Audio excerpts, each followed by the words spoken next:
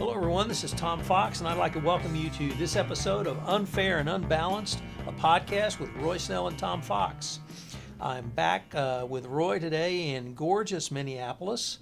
And Roy, next year, 2017, is the 20th anniversary of something that I think is extraordinarily significant to our profession, the compliance profession. And that anniversary is the 25th anniversary of the U.S. Sentencing Guidelines. I heard a talk recently where one of the speakers said he believed the modern compliance professional actually dates from the sentencing guidelines in 1992. So I was wondering if maybe we could explore that and see what changes the sentencing guidelines, creation of the compliance profession have brought to corporate America, because I think the way corporations look at things are quite different in 2016 and will be in 2017 as the way they did in 1992. So what do you think? They are very different, and although on a daily basis, I'm frustrated we aren't further, when I take the rare moment to step back and look at how far we've come, it's amazing. I couldn't agree more with the comment that the compliance officer role started with the U.S. Sentencing Guidelines almost 25 years ago. And I want to be very clear with what I call a compliance officer. If a compliance officer manages a compliance program, and a compliance program consists of 7 or 8 elements that everybody would agree roughly on, there's a little quibbling here and there around the edges, but the core of it is indisputably agreed upon by everyone. Auditing, investigations, hotline, reporting, these sorts of things. And I'm being very specific here because I have people coming to me and all the time say, I've been in compliance for 30 years. Well, unless you thought of it before they put it down in the sentencing guidelines individually as an individual, or you could produce another document that outlines the 7 elements of a compliance program, you might have had part of it, but I really doubt that you did it all. And maybe you did it all and it was a coincidence, I don't know. But so people claim they've been in it forever. Prior to the U.S. Sentencing Guidelines, if you really looked at their daily tasks, I doubt that it was the same as a compliance officer today. Let me stop there, because perhaps we should explain that at least we give credence to the concept that the modern compliance profession started with the sentencing guidelines, because the U.S. sentencing guidelines were guidelines for sentencing of corporations for criminal activity in the United States, but it provided a mechanism by which the fine or penalty could be reduced if they had what was then, or is now still, 7 elements of a compliance program. So it was the first time the U.S. government, enshrined a compliance program as a way for companies to reduce, lessen, or completely ameliorate any criminal penalty they might have. So you were in a profession that in the 90s had to embrace compliance before many other industries did. Why don't you talk about, your experience of compliance in the 90s? Well, what's fascinating, and then coincidentally, is we were walking down the hall. My boss and I, he was reading a University of Pennsylvania settlement. I believe it was $33 million for doctors who are claiming to have done work that residents did, or not documenting adequately that they were there. And they had a corporate integrity agreement, and in the corporate integrity agreement it said that they must hire a compliance officer, and they agreed to do that. And he looked over at me, and as we were walking down the hall, he said, "Why don't you do that?" I've told this story a couple times, and that's how I became a compliance officer. Now, the sum and substance of what I knew about that job was absolute zero. But one of my employees heard that I had this new title and handed me the U.S. Sentencing Guidelines within days. And it was all dog-eared and a bunch of Post-it notes or whatever. And she had just been to a conference where they covered it and said, in here is what your job is all about. That and the fact that I got networked with a lot of people real quickly by helping start HECA and eventually SCCE. I learned fast, but it was a coincidence that I was given the right stuff right away. And if anybody has a document that shows the 7 elements prior to Chapter 8 being written for the first time, I'm all ears that it started before then. The other thing I just want to make really clear is the term compliance officer is almost meaningless. If you type in the words compliance officer into Indeed.com, you'll get 5,000 hits or something like that. And you look at them and it'd be like dog catcher compliance officer and tree overgrowth on the electrical lines compliance officer and parking lot compliance. These are all important jobs, and these guys do a great job, but it's more about enforcement than it is prevention that a compliance officer does, and it's really about one specific risk area. So people may have said, could easily document that the term compliance officer was used prior to Chapter 8.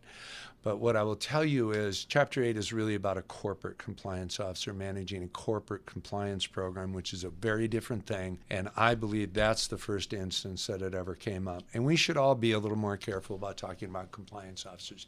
We should probably talk about entity compliance officer, corporate compliance officer, as opposed to just compliance officer, because that term is getting us in a lot of trouble in a number of other ways, because people think compliance officers are a hodgepodge of all the other kinds of compliance officers they've met that are not corporate. As you move through the 90s, and I guess both of us did, in the early aughts, we saw a number of very high-profile accounting scandals.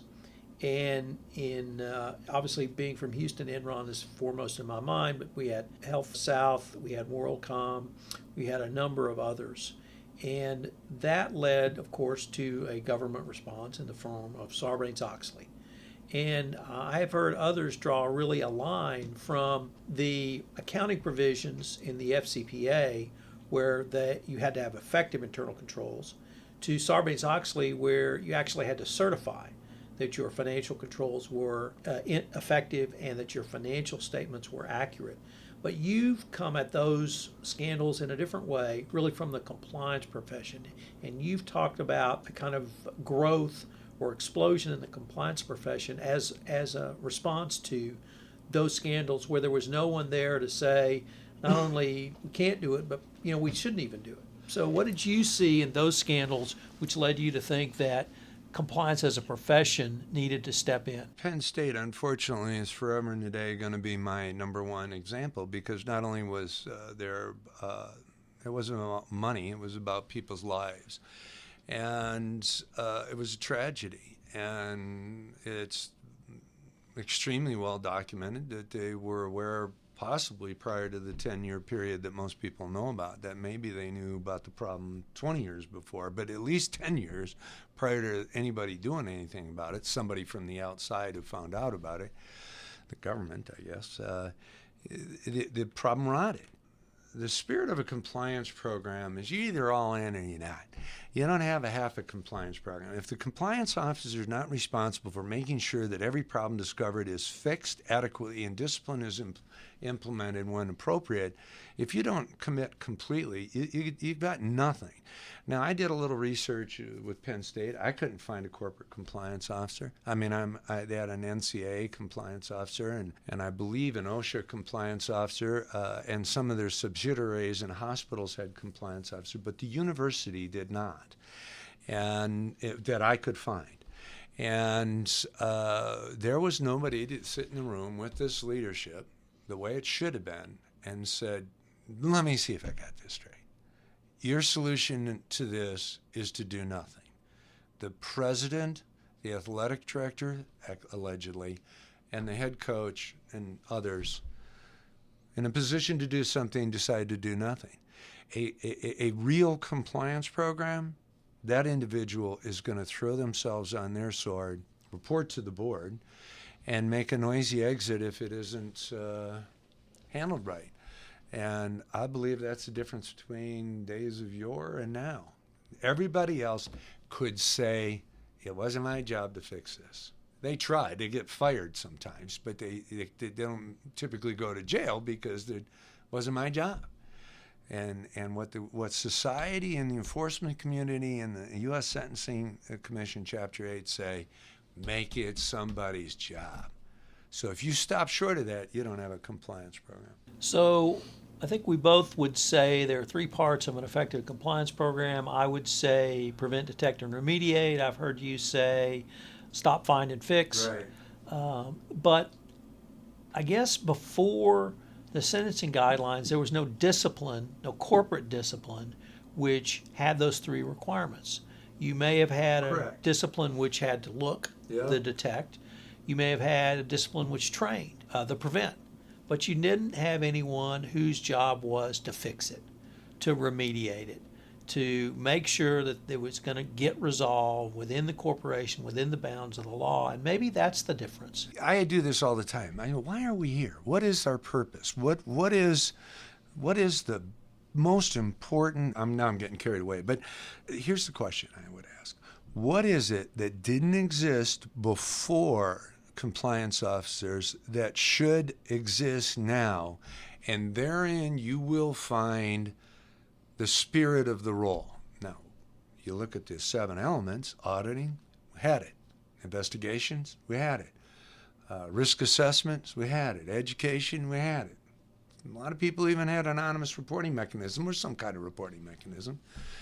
Maybe not as good as they have today, but we had all that stuff. We had people who were trained. They had degrees. Some of them had CPAs and passed bar exams. And yet the problem was still so prevalent, they decided to start a new profession, the society. Somehow this has happened. Well, what is it? It's what you're talking about, Tom. It is that we coordinate all those pieces and we finish, whatever finish means. Fix, discipline, report to the board, report to the government if required by law, all the above, I don't know. But what we had in the past was what I called the Pointer Sisters. Somebody would audit and they go, well, the risk guy would say, I think it could be over there. And the auditor would go over there and they say, yeah, it's over there. And the legal counsel would investigate and say, yeah, they're right, it's over there. And they would all go back to their office. And maybe they'd tell people. And they certainly wouldn't throw themselves on their sword all the time. Some did, some didn't. But they didn't enough. Enron, WorldCom, Tyco, HealthSouth, Penn State University, many others, problems known for years in some cases and never fixed, had all these experts, had all the elements of a compliance program. What didn't they have? They didn't have a compliance officer. They didn't have you follow this to the bitter end. And so anybody today that suggests a compliance officer shouldn't be involved in some element of the compliance program, like I heard somebody suggest the other day, if there's investigation of somebody on high in leadership in the organization, that maybe only the general counsel and the outside independent counsel should know about it, I just couldn't disagree more. That's what we had in the past. No, you have to show the compliance officer. The compliance officer doesn't need to do all this work, but the compliance officer has to make sure the work is done, and then when the work is done, the thing gets corrected, and things get put in place to make sure it doesn't happen again. And if it's material, inform the board. That's what wasn't getting done in the past. I adamantly object to any general counsel that says don't include the compliance officer in any element of the compliance program. Then you just don't have a compliance program. Roy, the other change that I've observed in my compliance experience does not go as far back as yours, but for some period of time, the compliance professional was seen to be Dr. No from the land of no. All he did was say no. And somewhere along the line, that changed. Yes. And it changed to someone who looks at risk and manages that risk. And did you see that change at some point? What did you see? I just think, it's taken us a while. Think about this. 20 years ago, when I got into this, I looked around. There isn't a degree in the country. There isn't a person educated in the comprehensive program of compliance. There wasn't a degree. And there are few people ever had the job as defined and thoroughly with 7 elements. There weren't many conferences around. people were being hired into this growing profession without education and experience. In the last 20 years, we've worked very hard as a profession. Many for-profits have done a great job. Outside counsel, general counsel, auditors have all contributed to the improvement of the understanding of the role of the job. And so we have evolved from maybe thinking it's just another, and by the way, you remember in the legal profession, it's the general counsel is the reputation as the Department of No, right? You've heard that. We started doing that, and then we realized that's not the way to get it done. We want to go say, hey, look, what you're doing isn't right, but tell me what you do, why you're doing it. Are there other ways we could do this that I would deem, independent individual would deem legal, and we'll try not to slow your business down at all. People have been learning from each other. They're great compliance officers and people like yourself speaking on the subject that just decided I'm going to be a part of the business and I'm going to help people get it done right. So it was an evolution, and I think there's some obvious reasons why it was, and frankly, because we're generally not the Department of No, the profession is getting more and more respected by leadership. One of the things that I've been intrigued with, because I have experienced this, is the evolution of the regulators. This growth is a multifaceted, a multidimensional growth, and we started with the U.S. Sentencing Guidelines, which is as the force of law. But there are lots of different parts to compliance and complying with laws such as the FCPA. There's clearly a role for the government, and there's clearly, as the regulator, whether that be the Department of Justice and Securities and Exchange Commission. I've seen the Department of Justice become much more sophisticated in how they evaluate a compliance program for companies that come before them.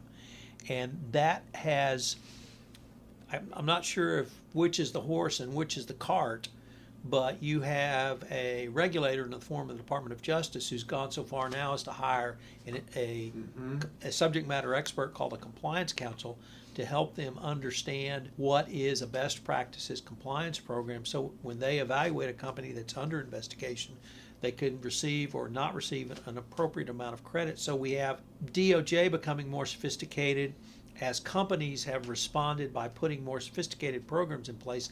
Now we have the regulator saying, we've learned from you, and now we're going to require you to implement that.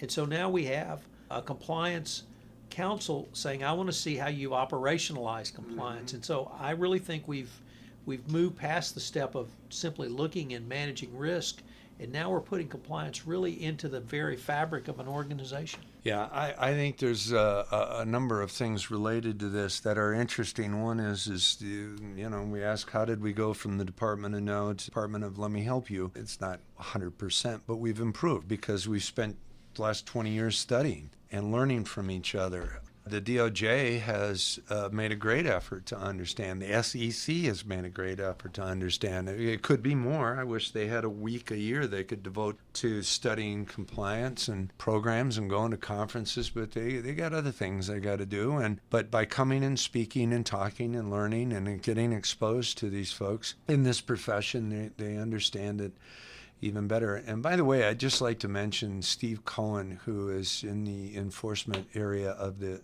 SEC, I believe is retiring from the SEC. He hopefully will, I think he's going to take some time off and come back, and hopefully he'll be very involved in our profession in some way, no matter what he does, because this guy really took the time to understand. And we were in his office with a few of his people in the DOJ, and they're asking what the key issues are, and he comes to our conferences, and you can just tell when he's talking to people. He wants to know what they think, how they feel, how their life is. The Compliance Council, years of a little bit of experience each year and getting more and more aware is helpful. More and more documents coming out that they read, and I got to tell you just one thing, and we can get at it in another way later, but I think that we're seeing a real push for the independence and a leadership role for the compliance officer. Well, that's part of it, certainly. Yeah, where people in the company can't say, well, yeah, thanks for all your work today, but this thing we're going to handle.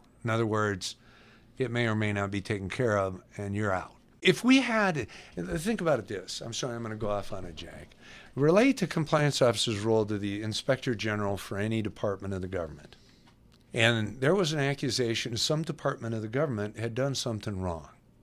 And the inspector general went in and said, I'm going to get all this information. I'm going to do this investigation. I'm going to talk to you about how it was fixed, how it's going to be prevented in the future, and who should be disciplined, if anybody. And somebody in the department says, well, you can do all that, but you're not going to be involved in these 3 or 4 important things. And that IG had the courage or whatever to walk back to the government, or had no choice under oath, testified in Congress at a congressional hearing, saying, yeah, you would think I should probably follow up and make sure the problem was fixed, but I was blocked from doing that. Society would blow a gasket. And so these people who are telling us what the compliance officer should or shouldn't be involved in, and not let the compliance officer decide what they should or shouldn't be involved in, we should be blowing a gasket over that. Sorry, Tom, I digress a little bit. No, that's an important point, because one of the things, the steps that perhaps we didn't articulate, was the separation of the compliance function, the compliance discipline, typically out of the legal function. Right. I have worked in corporate legal function, and our role was clear. We were to protect the corporation. Yeah. And we were to protect the corporation in contract negotiations. We were to protect the corporation in lawsuit defense. Yeah. That was the role of sometimes we were to protect the corporation from itself. Yes. And we did so. Nevertheless, that is not the role of a compliance officer and the compliance profession. So separating that role out is one of the steps, but it's more than simply separating it out, because it's reporting to a higher authority in the form of the board of directors. And the thing that struck me that's different about the compliance profession now is, if you look at safety became paramount after things like the Exxon Valdez and some horrific, catastrophic energy company related incidents, plant explosions. So in my industry, the energy industry, safety became subject number 1. But you didn't have a board of directors implementing safety. Here you have, in our compliance profession, you have a board who's actually a part of the compliance solution. Yeah. And you recently, I think, saw a video of board members talking about how they viewed their role. Could you tell us about that? First of all, this is an Ethisphere video. I can't remember the name. It was something about the board's role. It might be a videotape from their last conference, but I suggest people take a look at it. I watched this. I didn't see the whole thing, but watched half of it at least. And they had a good moderator. They had the former chair of PricewaterhouseCoopers or something to that effect. They had some woman who had a big resume, I can't remember, and a general counsel. Typically, these people talk about compliance pretty vaguely and 65,000 feet, and they just really don't understand the role of the compliance officer and the function of the compliance program. And it's been my sweeping generalization of boards in general is that they just don't really have anybody on the board who can articulate the function of a compliance program and a compliance officer. But these people blew me away. They were making great points and talked about huge commitment, and they obviously been listening to someone and studying the field. The general counsel made a comment that I didn't necessarily agree with. I didn't agree with everything that was said there, but all of it. The weird thing was I wasn't really listening to learn about what the board's role should be. I was listening to a group of people that are on all kinds of boards, and they were very knowledgeable and very articulate and knew what the important stuff was. And I just thought, this is the first time I've ever seen it. It's a good sign. I assume there's a lot more out there. If I've seen this one, there's dozens of more people that really have committed to studying this field and are on boards. Can you imagine this? Think about it 30 years from now. If things progress the way they have, if the past 20 years of improvement is any indication, 30 years from now, boards will understand in great detail what a compliance program. Might have even took a class in it in high school or college. They might have even had a relative who did this job. They might have even been a compliance officer. They worked with compliance officers in their companies. Right now, most people on a board, the answer to all those questions is zero. I got no education. I never met anybody who did this. I never worked with one. How the heck are you supposed to know how this works? I mean, I can sit here and criticize board members for not studying this, but I don't. Think about there. If the compliance is probably 1/20th, I don't know, you'd know better than I. You have a better guess than me, but they got 19 other things they got to be expert in, or somebody on the board has to be expert on. They can't go to a compliance conference every year and be a responsible board member unless they're the only one on the board. They say, you study this, you do that. That wouldn't be a bad idea. But you can't expect every board member to do that. But it's going to happen. This thing is going to infiltrate our high schools, our colleges, our families. And instead of compliance officers walking in the building and having to explain to the CEO what the heck the job is, they're going to walk into a building 30 years from now and everybody's going to know what the job is. It's going to be so much easier. Roy, I see that turning in the following manner. What I see is companies now focusing on risk and using the concept of risk to plan business strategies. Part of it's around, obviously, the risk of violating laws, but it's also a part of what can we do business-wise that will bring us the most profits with a reasonable amount of risk managed appropriately.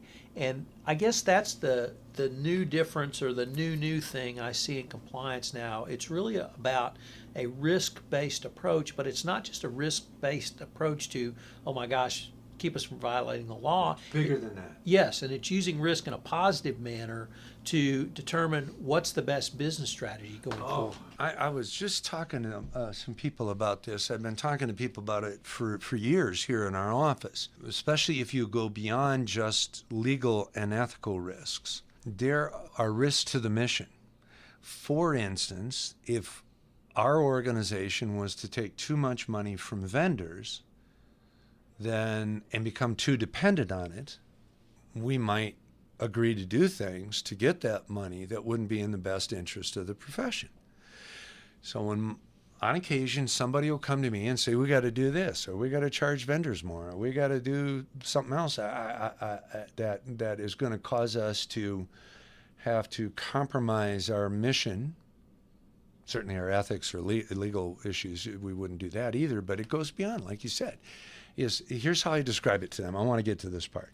Okay, you can sound all hoity-toity when you say, do the right thing and all that. Here's my advice to leaders, is you don't have to be ruthlessly big. You don't have to be bigger than everybody else. You don't have to be the biggest. You don't have to define big by any means possible.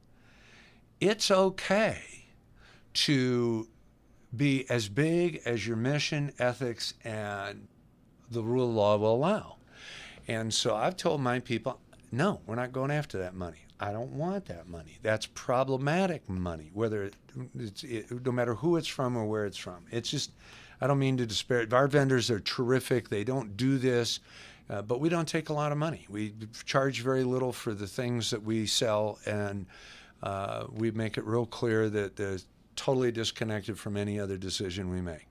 But I tell my folks, we don't need, I want to be, anybody who knows me and my marketing, forgive me, people, I market a lot of emails, a lot of paper. A lot of paper. People tell me they heat their homes with our advertising. But it's to grow the organization in the right way. We want the money from the members and the attendees to be the most important money to us. Because if that's the most important money, that's what we'll focus on. And when my people come to me, or somebody out there who's a member says, we got to do this, we got to provide consulting services, or we've got to develop education, e-training, or whatever. I'm not sure I'm thinking of the best examples, but they're kind of a little bit off mission and could distract us from our members, and that's all in our profession, and that's all we're ever going to care about. I'm trying to tell them this simple point.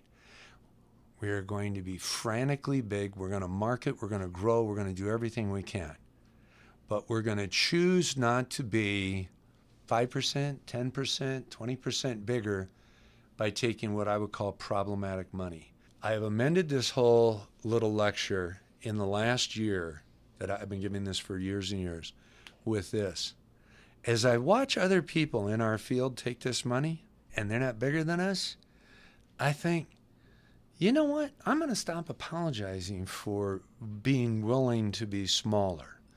I'm going to say, I think if I don't take money that gets me close to the edge of the rule of law, I don't take money that gets me close to ethics issues, I don't take money that takes us off our mission and focus, that money that I don't get, we don't get, causes us to get other money that offset that. So I don't think it makes us smaller. I think it makes us bigger. I couldn't agree with you more, Tom. You're spot on. And in a future one of these podcasts, I think we ought to explore in a little bit more detail the concept that you have talked to me about today and before about risk and the new risk philosophy and some of the new latest leading thoughts in risk and associating it with these sorts of things that I'm talking about, like how it impacts your mission and revenue. Well, that sounds like a good point for us to end this podcast, Roy. As usual, it's been way too much fun because I've learned more than any person should. So thanks a lot. I love doing this.